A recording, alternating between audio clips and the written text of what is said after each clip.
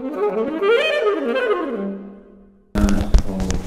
connexió amb el títol general de la trobada sobre l'ànima europea ve a conseqüència que a mi em sembla que Europa és sobretot una mena de tensió, una mena d'articulació difícil, però realment fecunda i rica entre el cristianisme o el judeocristianisme i la filosofia. Aquest és el punt de partença i el que faré, ja ho veuran, o ja ho veureu, té a veure amb aquesta tensió entre judaïsme i judeocristianisme i filosofia. I després hi ha una altra consideració que també actua com a pressupòsit, que ja vull explicitar, que és que em sembla que hi ha alguna cosa del cristianisme que potser és la seva veritat o en tot cas un dels seus nuclis, si és que en té més d'un, que no és el nucli d'una religió, sinó que és una cosa que descobreix també la veritat de l'home. És a dir, que no és una qüestió només de creença, sinó també de mirada atenta sobre la realitat. Bé, doncs, amb aquests dos pressupòsits, o amb aquests dos punts com a preliminars, enceto l'exposició. Té bàsicament dues parts, una que respon a la primera part del títol sobre això de la intempèrie metafísica i l'altra sobre l'essència de la paraula. Totes dues, ja veureu, connectades. En primer lloc, doncs, això què vull dir amb intempèrie metafísica.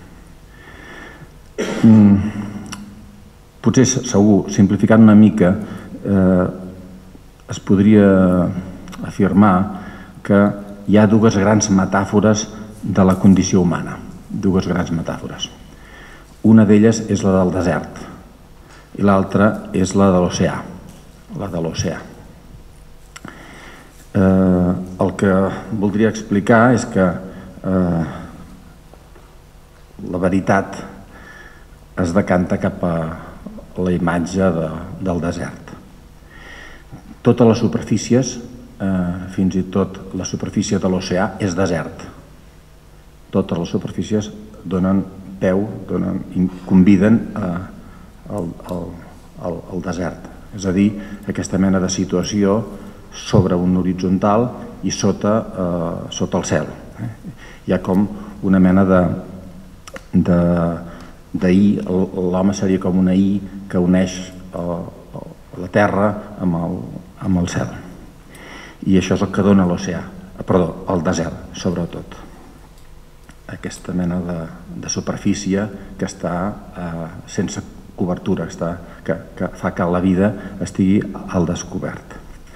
Per il·lustrar això, i també per donar voltes ja a una cosa que té a veure amb la precarietat d'aquesta situació precisament perquè és sobre el desert, és a dir, sobre la superfície a la intempèrie, doncs és precària, és una situació difícil, és una situació que no té seguretat. Doncs per il·lustrar això em referiré a una cosa que va succeir, que segur que molts de vosaltres coneixeu, de vostès coneixen, que és una polèmica que va tenir Freud amb un literat que es deia Romain Rolland. I tot va venir a conseqüència de la publicació que va fer Freud d'un llibre, d'un dels seus primers llibres, que era justament sobre religió, sobre la creença religiosa. La polèmica va anar així. Freud publica un llibre que es diu El futur d'una il·lusió, referint-se ja a la religió, a la creença religiosa. I allí, en aquest text, Freud explica que ja amb el seu estil propi, que totes les creences i les idees que hom té tenen una gènesi. Llavors, el que fa en aquesta ocasió és veure la gènesi de la creença religiosa. Quina és la gènesi de la creença religiosa? I llavors diu coses com aquesta, cito: les religions són il·lusions, realitzacions dels desitjos més antics, intensos i més urgents de la humanitat. Les creences religioses no és que siguin una cosa absolutament artificiosa, casual, sinó que responen realment a desitjos molt forts, molt intensos, molt originaris. Continua dient: Déu és la superació del Pare i la necessitat d'una instància protectora és l'arrel de la necessitat religiosa. Aquesta és la tesi, bàsicament, de Freud en aquest llibre. És a dir, que la necessitat d'una instància protectora és l'arrel de la creença religiosa. Aquesta tesi. Llavors, dic, el que fa és un estudi de com aquesta experiència ja es dona amb la infantesa, en la relació amb els pares, i hi ha la variació sobre la mancança d'aquesta empara que fan els pares. Bé, continuo citant, diu: la gènesi de l'actitud religiosa pot ser traçada amb tota la seva claredat fins a arribar al sentiment de la desemparança infantil. O sigui, l'experiència clau, l'experiència que està a l'arrel de la religiositat, és el sentiment de la desemparança infantil. Això és el que, dic, manté Freud en aquell moment. Doncs bé, quan a caps d'uns anys, sembla que a començaments dels anys 30, publica un altre llibre, el mateix Freud, aquesta vegada amb el títol El malestar en la cultura, que és una obra que també es va donar bastant a conèixer. El que fa Freud és, al començament, les primeres pàgines, que paguen la pena de ser llegides, el que fa és reproduir aquesta polèmica que ara els explicaré. Ell diu, resulta que jo, això ho diu el malestar de la cultura, diu, fa uns anys vaig publicar El futur d'una il·lusió. I, havent publicat aquest llibre, amb aquesta tesi que acabo de recordar, doncs un amic meu, que es diu Romain Rolland, que ja havia guanyat el Premi Nobel, és un home del món de la cultura, reconegut, em va enviar una carta, en la qual em deia que havia llegit el llibre, que li havia agradat, però que trobava a faltar una cosa. Trobava a faltar una cosa que ell, Romain Rolland, anomenava sentiment oceànic. Sentiment oceànic. Rolland, aquest escriptor, compartia amb Freud que la religió és una il·lusió, però no estava d'acord amb el diagnòstic que feia Freud, segons el qual l'arrel última d'aquesta creença religiosa fos el sentiment de la desemparança infantil.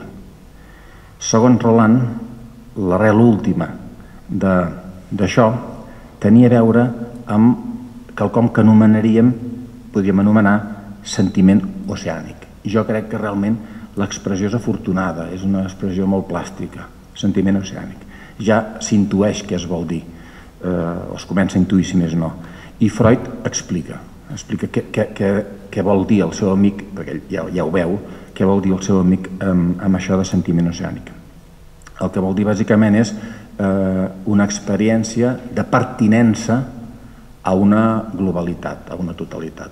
És a dir, estar a l'oceà, en aquest cas el sentiment oceànic, no és estar navegant, sinó estar submergit, estar dins d'una totalitat. És a dir, aquesta cosa que podríem anomenar potser m'estic avançant dient això, però un pèl més panteista, aquesta experiència d'immersió en un tot, que seria com un tot diví, en tot cas seria el tot, valgui la redundància, i al marge del tot no hi ha res. Doncs aquesta experiència de la pertinença a la totalitat seria, segons en Rolland, l'arrel de l'experiència religiosa. Freud el descriu molt bé i després de descriure'l diu que tanmateix ell aquest sentiment no l'ha tingut, o aquesta experiència no l'ha tinguda. I en tot cas, si més o menys la pot reproduir, entén que aquesta experiència de pertinença al tot és secundària si es compara amb l'experiència del desemparament infantil. Aquesta és una mica la cosa que em serveix de punt de partida. A mi aquesta temàtica em va venir donada perquè estava llegint un historiador francès de la filosofia antiga, que també és força conegut, que es diu Pierre Hadot. Quan ell fa la seva autobiografia intel·lectual, doncs diu que quan era jove va tenir aquesta mena de sentiment oceànic, i llavors una cosa em va portar a l'altra. Ho dic a peu de pàgina, però resulta que Pierre Hadot atorga efectivament molta importància a això, i la polèmica que té arran d'aquesta qüestió de la cura de l'ànima amb Foucault està centrada en part en aquest punt.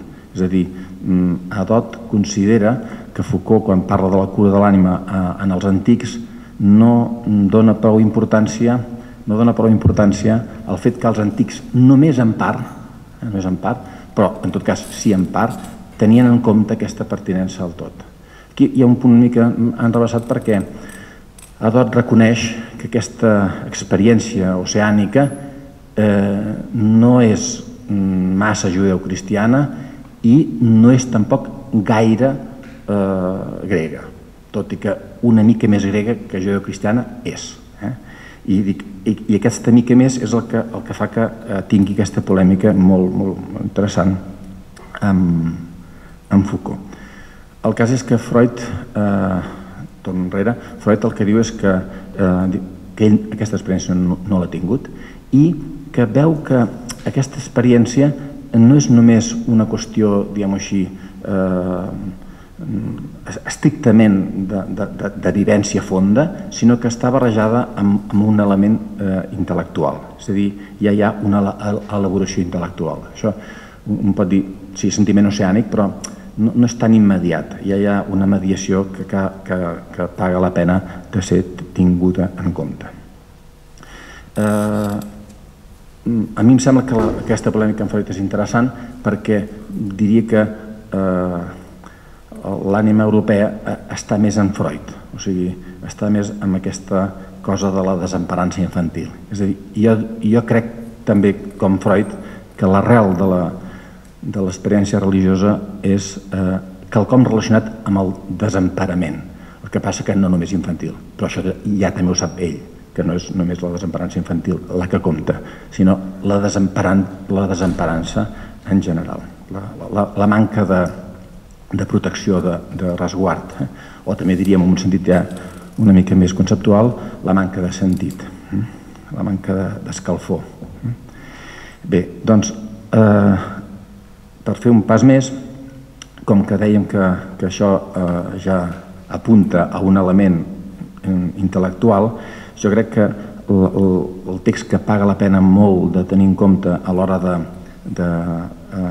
d'entendre què significa això de la totalitat, aquest sentiment oceànic, que de fet és la totalitat en filosofia, la totalitat, l'obra que cal tenir en compte és la d'un filòsof jueu que es deia Franz Rosenzweig, que a començaments del segle XX va escriure un llibre que es deia L'estel de la redempció, l'estel de la redempció, l'estel jueu, ja se sobreentén, l'estel de la redempció.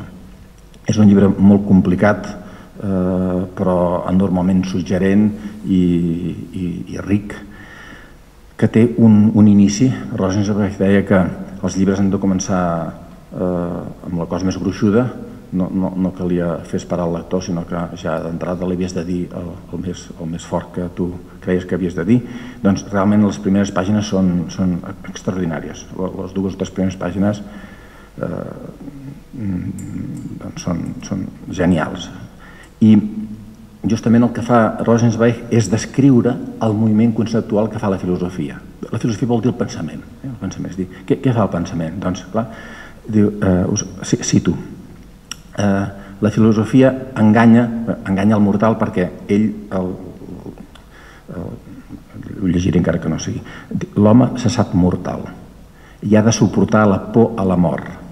una por de la qual, encara que ho vulgui, no es pot deslliurar, que ara es troba en el moll de l'os de la condició humana, de la situació terrenal, i per tant ha de suportar-la. Tota l'estona Rosenzweig repeteix aquest ha de, no pot desempallegar-se'n, ha de suportar aquesta por. És en aquest escenari on fa acte de presència la salvació filosòfica. Diu, la filosofia enganya el mortal, l'home, a propòsit d'aquest ha de, entrenar al voltant del terrenal el fum blau del pensament del tot. Té aquesta manera de parlar una mica de vegades amb imatges.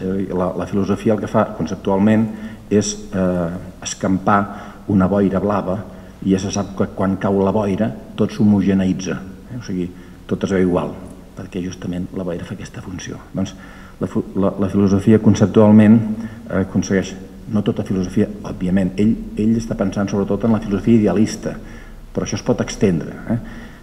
Doncs diríem que hi ha un tipus de pensament que el que fa és conceptualment fer baixar una boira i aconseguir que tot quedi integrat en el tot.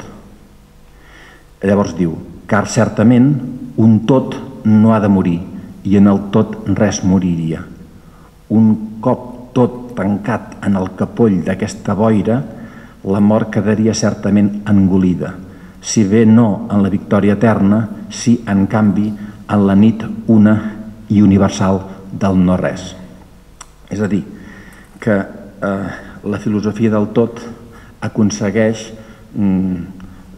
treure del damunt la por a la mort, perquè de fet dissol la mort. La idea és que si hi ha una totalitat, la mort no existeix, perquè la mort vol dir realment l'acabament d'una cosa, l'acabament d'algú. I en la totalitat no hi ha cap algú. En la totalitat només hi ha parts d'un tot. I per tant, el que hi ha és moviment o transformació de les parts. Però una cosa és la transformació de les parts de la totalitat i una altra cosa és la mort d'algú. En la totalitat, doncs, la mort no tindria cap mena de cabuda i, per tant, s'entén que la gent ja no hauria, és a dir, la gent, si pensés bé, ja no hauria de tenir por. Tanmateix, afegeix Rosenzweig en aquestes pàgines, diu, malgrat la lloable intenció consoladora de la filosofia, amb la seva boira integradora, roman l'angoixa del mortal, que sense pal·liatius continua a la trinxera del món. L'angoixa de l'home que tremola, diu Rosenzweig, l'angoixa de l'home que tremola davant de la picada d'aquest agulló desmenteix sempre rigorosament la mentida pietosa, compassiva de la filosofia. És a dir, que per molt ben entrenat que estigui aquest discurs conceptual, doncs al final la situació no es deixa dominar i el crit de l'home es manté com a tal. I per tant continuem estant en aquesta situació de desert.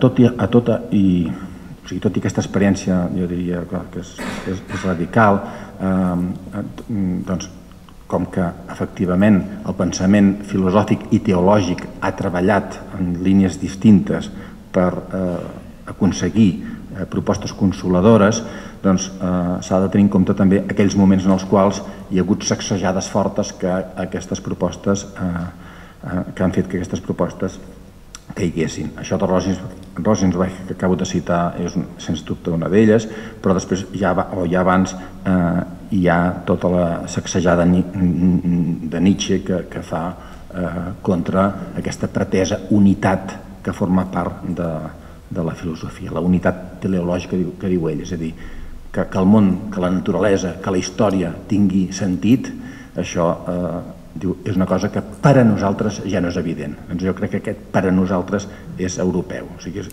per aquesta tensió europea mai ha estat evident que hi hagi una unitat dotada de sentit.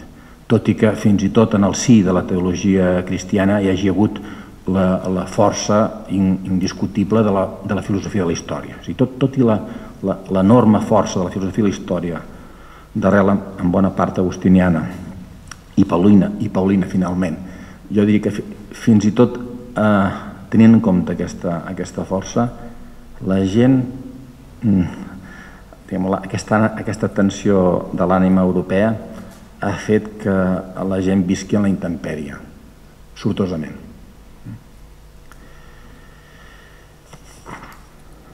Bé, a això la filosofia contemporània hi ha afegit un punt que esmento, i amb això ja passaria a la segona part, un punt que és rellevant, que és la qüestió del que s'ha anomenat el nihilisme. El nihilisme, en el fons, és una experiència, no és una posició teòrica, és una experiència. La posició teòrica sorgeix d'aquesta experiència. El nihilisme és l'experiència del no-res, del domini del no-res. No només del no-res, també és l'experiència de la manca de sentit. Són dues coses que es complementen una amb l'altra.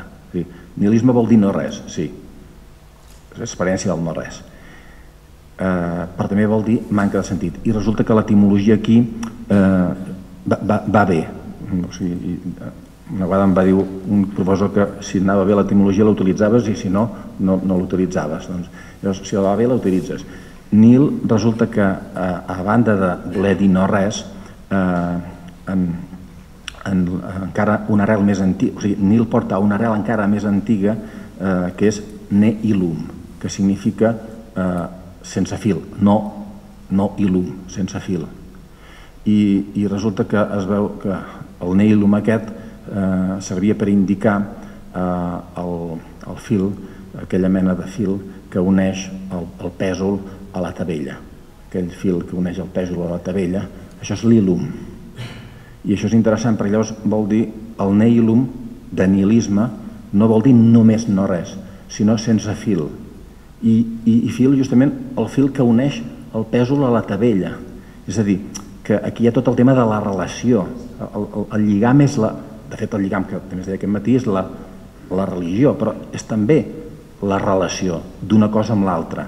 I perdre el fil és perdre l'orientació. Per això també el sentit... Per això aquesta cosa que el nihilisme s'identifica de vegades amb la pèrdua de sentit o amb la manca de sentit. Sense relació, sense punts de referència i relació amb aquests punts de referència, es perd el fil, literalment es perd el fil. Bé, en tot cas aquí no m'hi vull entretenir gaire, simplement això ho deixo apuntat. El que volia dir és que l'experiència nihilista és també de totalitat, en un cert sentit. I aquesta experiència nihilista d'una totalitat buida, d'una totalitat sense cap mena de relació, s'hi afegeix una altra experiència contemporània o una altra experiència tematitzada contemporàniament, que és l'experiència de les coses plenes, de la cosa excessivament plena.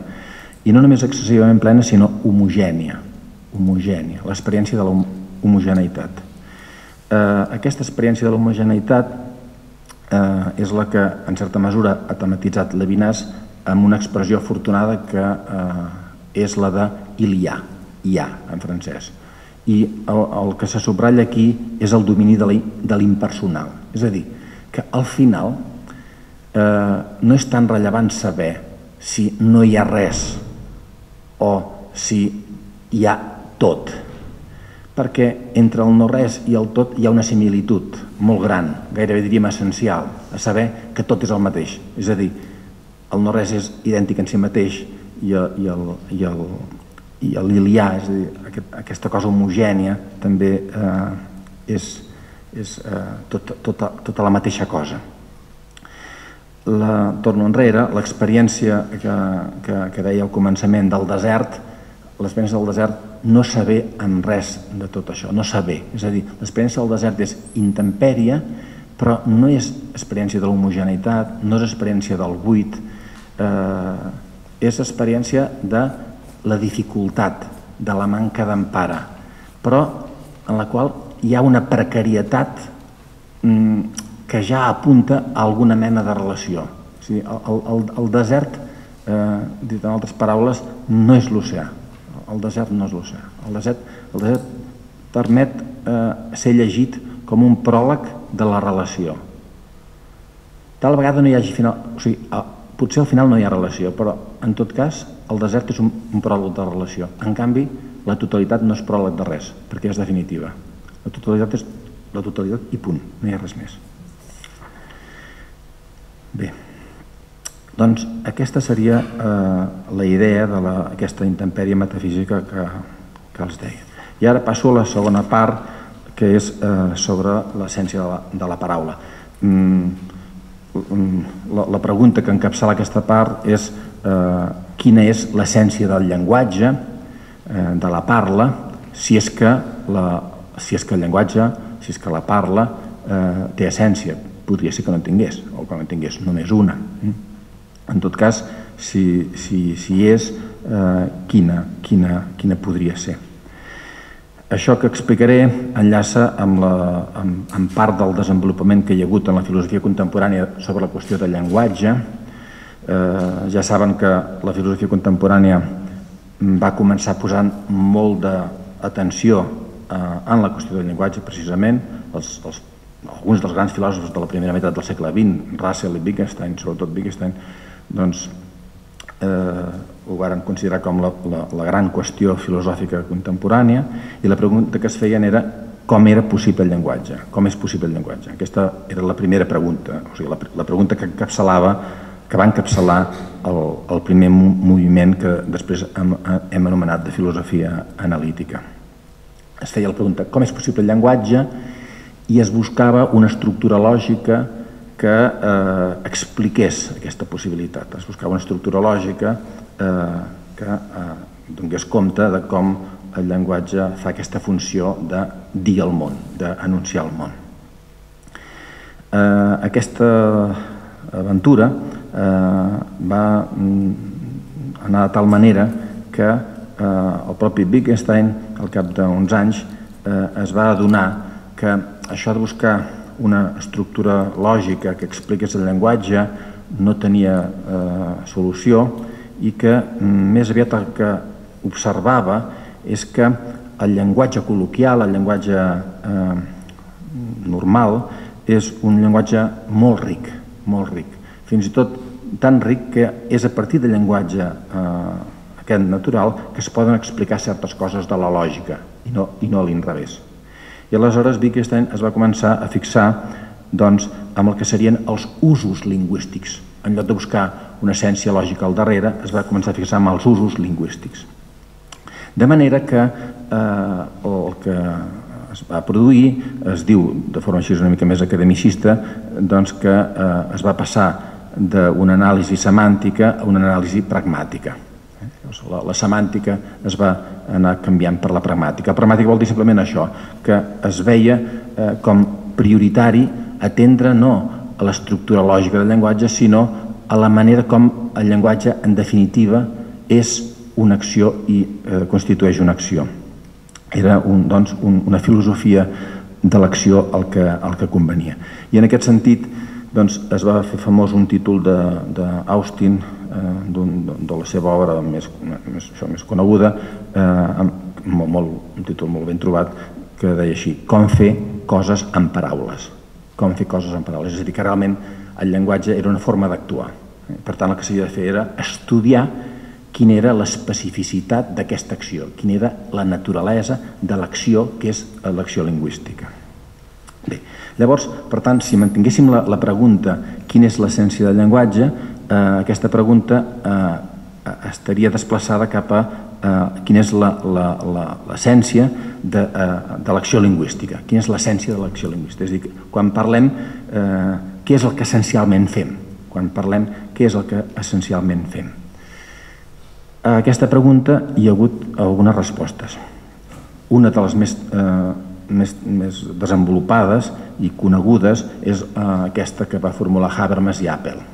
Habermas i Apel són dos grans filòsofs contemporanis i bàsicament, sintetitzo, el que diuen és que a la pregunta quina és l'essència de l'acció lingüística cal respondre que l'essència de l'acció lingüística és allò que ells anomenarien l'acció comunicativa.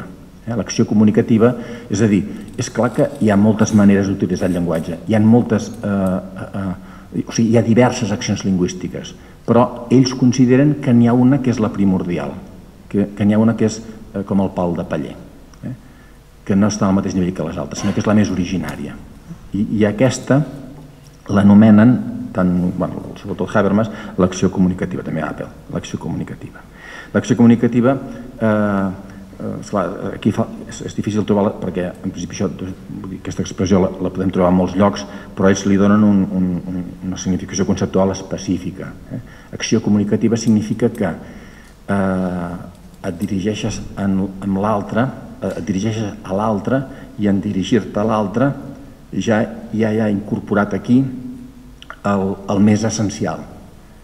Et dirigeixes a l'altre i en dirigir-te a l'altre ja hi ha incorporat el més essencial. I què és el més essencial? Doncs diu Habermas, l'emancipació. L'emancipació, és a dir, a més una frase d'una de les obres primerenques de Habermas, que és una frase molt plàstica, jo trobo ben trobada, diu: amb la primera paraula l'emancipació va entrar en el món. Això vol dir que la primera paraula és: jo em dirigeixo a una altra persona, a un altre home, i en dirigir-me a ell ja l'estic tractant com a subjecte lliure. Ja l'estic tractant com a subjecte lliure. Si no ho faig, és que aleshores allí no es dona aquesta acció comunicativa, és a dir, allí hi pot haver llenguatge, efectivament, però aquest llenguatge no està expressant la seva essència, no està expressant la seva originalitat, la seva arrel. Per tant, la idea de Habermas és que, òbviament, l'acció lingüística no és una acció merament estratègica, sinó que ella mateixa ja està carregada moralment, ja està carregada èticament, com es vulgui dir. Per això el que li cal és simplement veure quines són les coses ja implícites en l'acte lingüístic. És a dir, que no és que sobre l'acte lingüístic després s'elabori una ètica, sinó que es treu una ètica de l'acte lingüístic mateix. Aquesta és una mica la filosofia habermasiana. Naturalment que, tot i que això ha fet forat, o sigui, això s'ha tingut molt en compte, si un mira com es parla del llenguatge i què es diu moltes vegades quan es parla del llenguatge, se n'adona que una altra de les possibilitats que hi ha a l'hora de respondre què és l'essencial del llenguatge és efectivament la comunicació. Avui també es parla, avui ja fa temps, de la societat de la informació i de la comunicació. Quan es fa així, moltes vegades la comunicació no s'entén en sentit habermasià, sinó que s'entén com a intercanvi d'informacions. Llavors, això ha vingut afavorit tant pel tema de la informàtica, de la informació informàtica, com també per alguns paradigmes biologistes que funcionen quan s'explica que tot organisme viu bàsicament consisteix en un intercanvi d'informació amb el medi. Llavors, entre això biologista i el món informàtic s'ha donat molta força a aquesta idea que comunicar-se és intercanviar informació que va d'un costat cap a l'altre. Jo crec que això evidentment és més pobre que la idea de Habermas, però s'ha de tenir en compte i tampoc es pot menys tenir. S'ha de tenir en compte com una possibilitat, és a dir, que a la pregunta quina és l'essència del llenguatge es pogués dir que l'essència del llenguatge bàsicament és l'intercanvi d'informació. Ja dic, i tota la biologia, o part de la biologia, o d'alguns paradigmes, s'hi podien afegir com a aval. Jo, tot i això, em continuo fent la pregunta quina és l'essència del llenguatge, i trobo una resposta distinta. Distinta no només aquesta, darrere que acabo d'esmentar, sinó també a la habermasiana.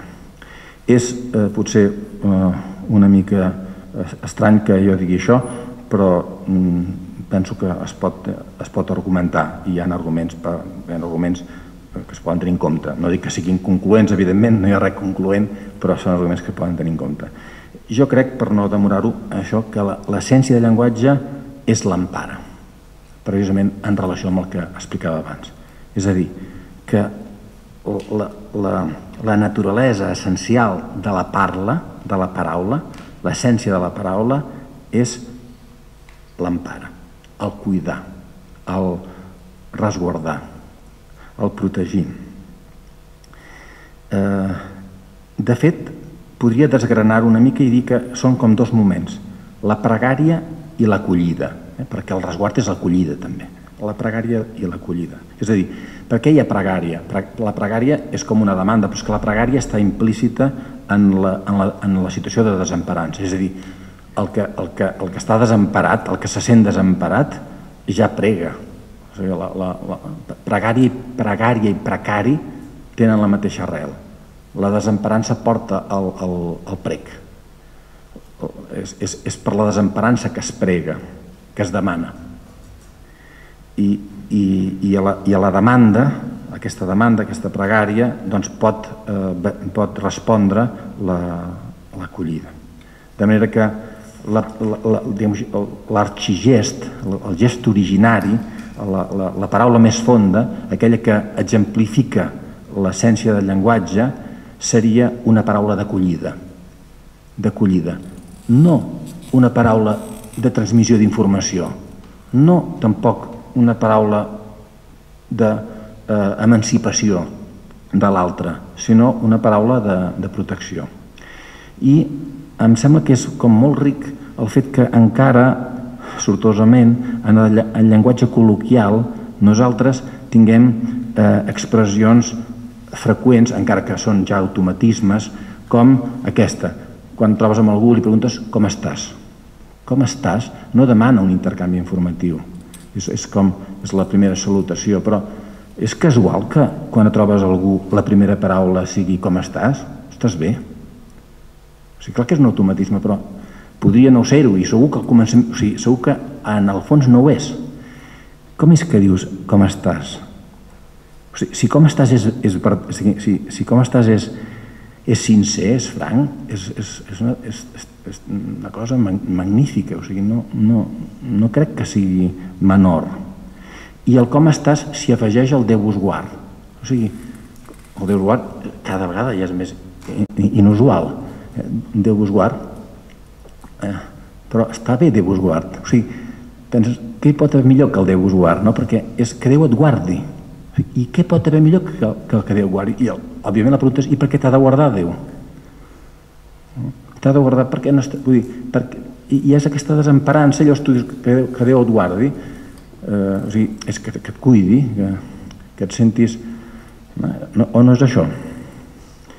El Déu us guard avui s'està substituint pel cuida't. No està malament. Jo crec que no està... O sigui, és una derivada perquè va en la mateixa línia. Vull dir, l'esperit es manté. Jo el que he pensat és que hi hagués hagut d'haver una cosa intermitja, perquè abans que tu et cuidis hi ha una cosa millor, que és que et cuidin. O sigui, jo ara, després que et guardi Déu, hagués dit que et cuidin, perquè què vols més que et cuidin, no? O sigui, home, tu també t'has de cuidar, però... Bé, estem aquí, en aquesta cosa. Com es podria, això només ho aniré apuntant, com es podria mirar de recolzar, d'enriquir, enriquir no, jo crec que és prou rica, però com es podria això, fer de manera que aquesta tesi no semblés una opció com molt treta de la màniga. Fixem-nos, per exemple, amb el cant, que aquest matí s'ha parlat de la cançó, doncs amb el cant. També una dita popular diu qui canta el seu mal espanta. Això és veritat i té a veure amb el que estic explicant jo. És a dir, aquest mal que s'espanta és aquesta intempèrie que a vegades està... I cantar és tirar endavant. És malgrat hi ha un aspecte d'acolliment i d'una certa seguretat, d'una certa escalfor que produeix el cant i la música. Efectivament, el cant no té una funció enunciativa del món, ni tampoc exactament de comunicació. Hi ha uns versos que em vaig trobar d'un poeta italià que es diu Pascoli, que diuen així, diu: passen nens, un balboteig de plor, passa una mare, passa una pregària. La mare és com una pregària i de fet en aquest d'allò es parla de les paraules, com són les paraules de la mare, el xiuxiueig de la mare, és com un cant que apaivaga i que calma el plor dels nens. I en una novel·la d'aquest escriptor que ara és força llegit, que es diu Coetzee, una novel·la que es diu Desgràcia, aquest escriptor diu, va ser una grata sorpresa trobar-me això, diu: l'origen de la parla radica en la cançó, i l'origen de la cançó, diu, i l'origen de la cançó en la necessitat d'omplir amb el so la immensitat i el buit de l'ànima humana. Aquest buit en el qual, aquesta intempèrie, diria, no? En el qual es troba l'ànima humana, és omplerta per la cançó, per la cosa, pel llenguatge en forma de cançó. I, per no només citar coses literàries, Deleuze, un autor contemporani també bastant llegit, que va per altres camins totalment diferents d'aquest que estic jo ara esmentant aquí, curiosament, però, fa una apologia molt maca del ritornello, que és en italià una cançoneta, i descriu exactament aquesta situació. Diu, hi ha un nen que té por i es queda paralitzat, la por el paralitza. Llavors diu, i en aquesta situació el nen comença a cantar. I llavors, quan comença a cantar, comença a caminar. O sigui, a la paràlisi provocada per la intempèrie, la por i la por, doncs la cançó serveix per tirar endavant. L'essència de la parla tindria a veure amb la cançó, amb l'efecte que fa la cançó. Podria també esmentar, però això només ho enumero i ja no dic res, que darrere de la informació, més és cosa sabuda, darrere de la informació, és a dir, de l'intercanvi informatiu, hi ha una cosa més fonda, que és la formació. És a dir, informar vol dir formar. I per tant s'hauria de veure de quina manera la paraula que informa, de fet, és una paraula que forma. I la paraula que forma no és una paraula només que procedeix per intercanvi d'informacions, sinó d'una altra manera. Però això, dic, només ho deixo de... ho apunto. La paraula que forma és una paraula que té també com a prefaci l'acolliment i que usa les paraules per orientar, per il·luminar, per donar claror a l'ànima. Hi ha una anècdota, aquesta sí que la vull dir, que estem aquí a Montserrat, de l'abat Teodor. Diu que hi va anar un germà, va anar-lo a veure'l per demanar-li consell i doncs quan el va veure no li va voler dir res a l'abat Teodor, o sigui, se'n va anar sense que l'abat Teodor no li dirigís la paraula.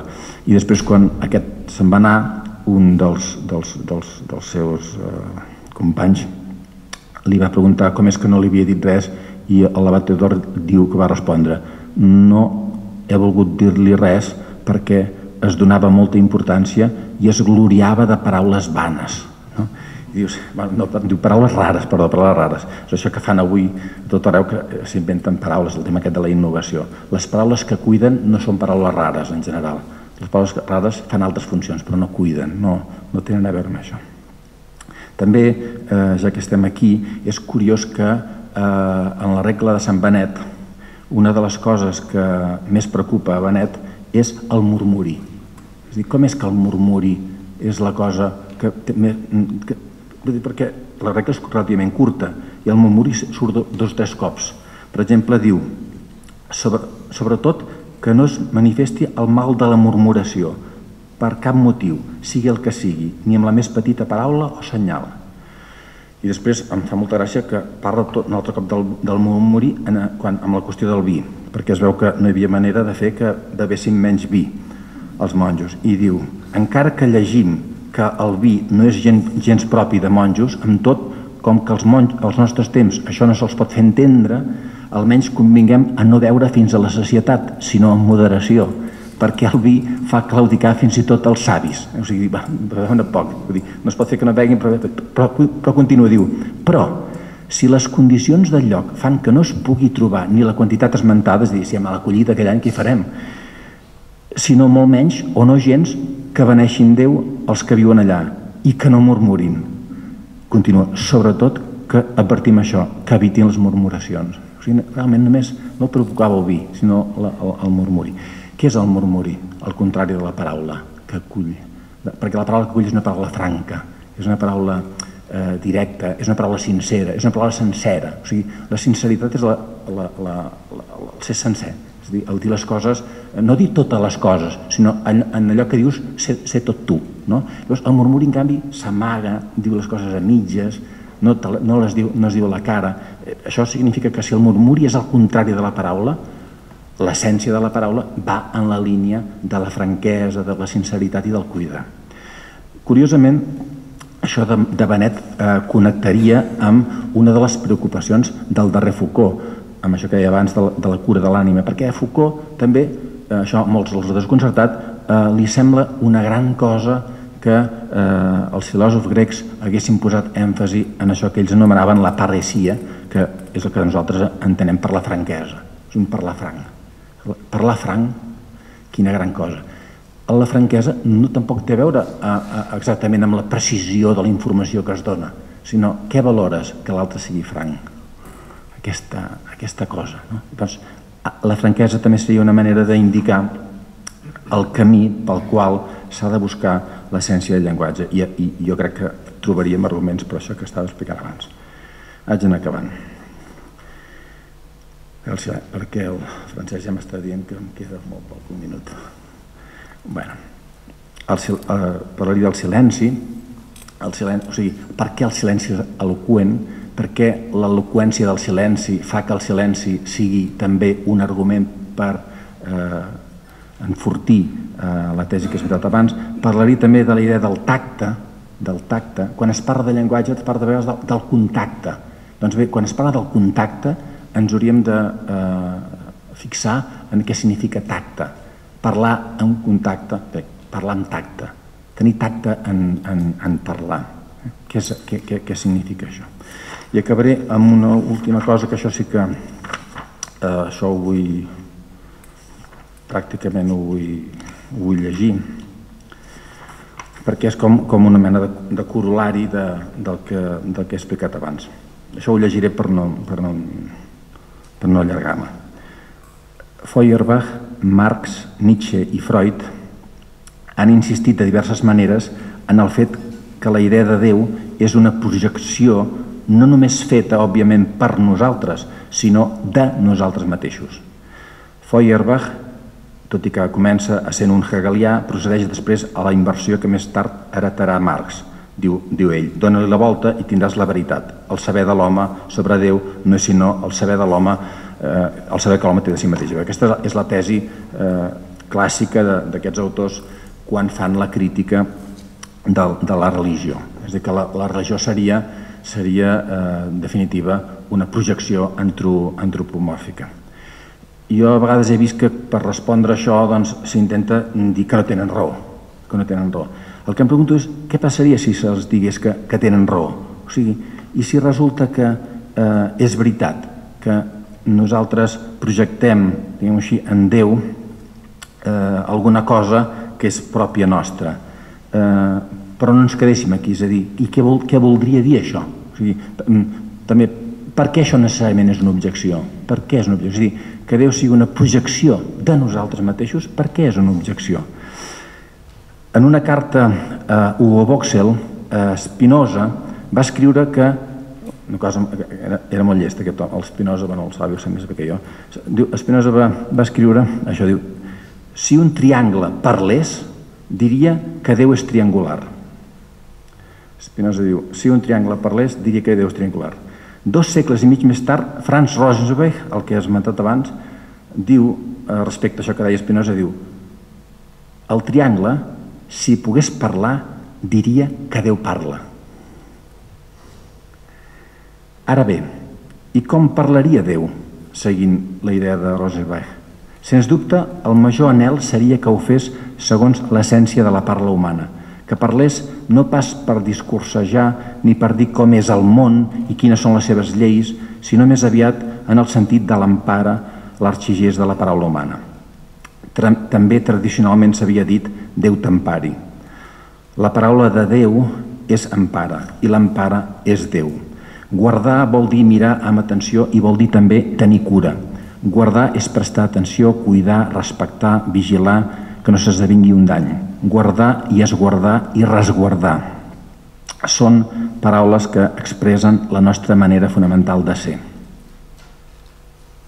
Les paraules més senzilles, diu Emerson, no sabem què signifiquen excepte quan estimem i aspirem.